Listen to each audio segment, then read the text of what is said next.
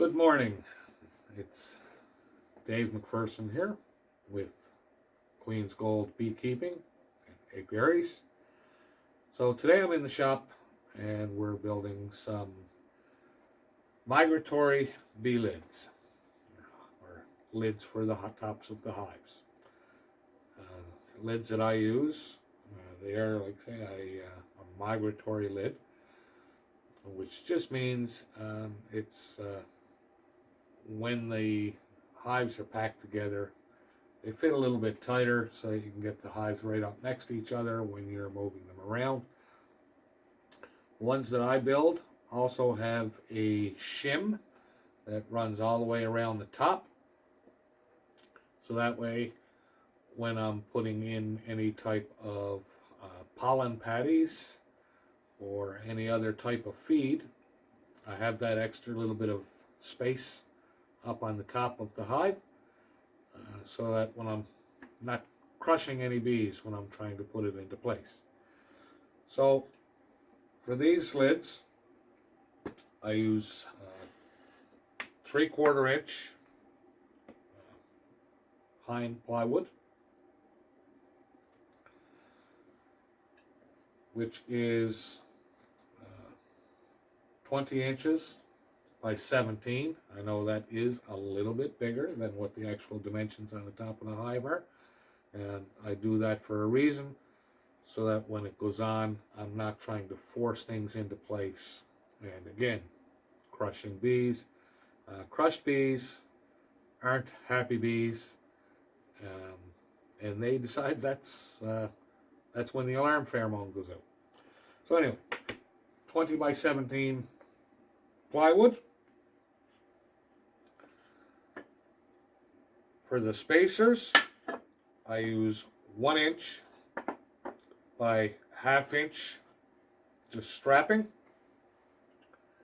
They are 20 inches for the two sides, 14 1/4 inches for the ends. That way when they butt up to each other, everything fits around nicely. And I use 1 by 3, 17 inches long. That will make up the end cleats, so that when it goes onto the hive, it'll actually grab on. Just use some standard outdoor LePage wood glue, because that's what I have locally.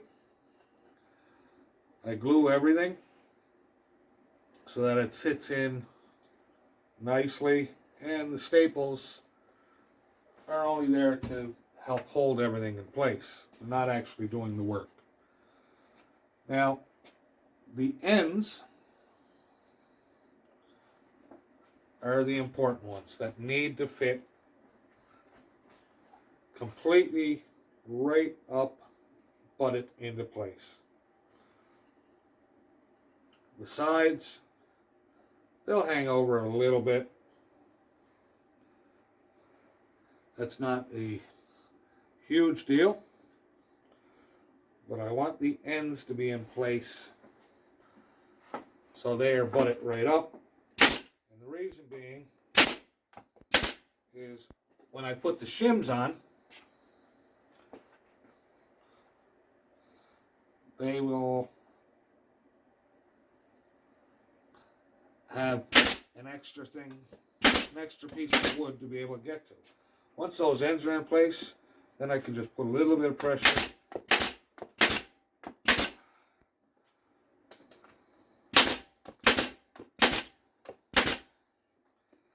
and, as you can see, little shim all the way around. Gives a good area for the patties. Then I take my 1 by 3,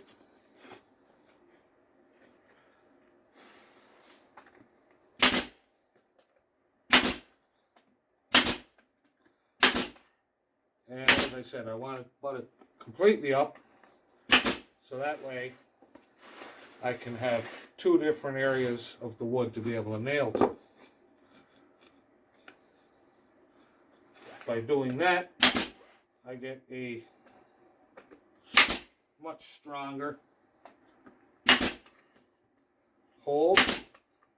This one here I don't actually glue in place on it for the simple reason that once it's all done and secured, it will,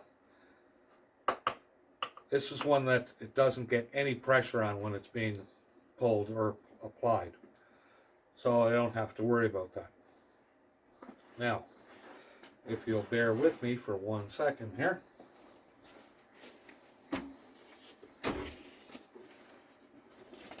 You can see there's one of our boxes. So when I put this lid on, it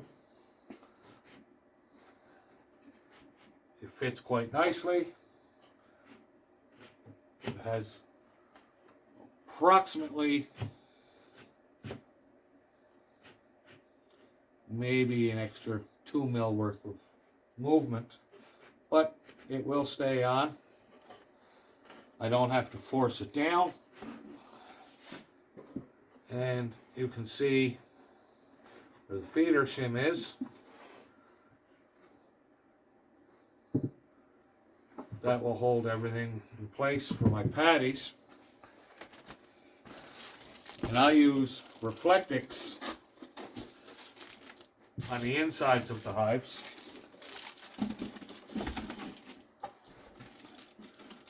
As my inner cover. This is an idea I've actually gotten from Ian Steffler. So I put the Reflectix on the top.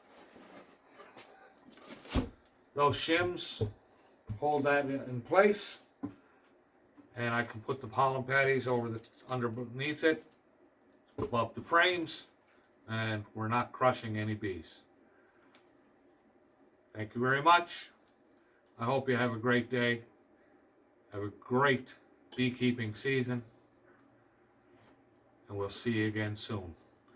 Don't forget to hit the thumbs up and the subscribe button. This is a new channel, and we will be putting up content on, at the very minimum, a bi-weekly basis.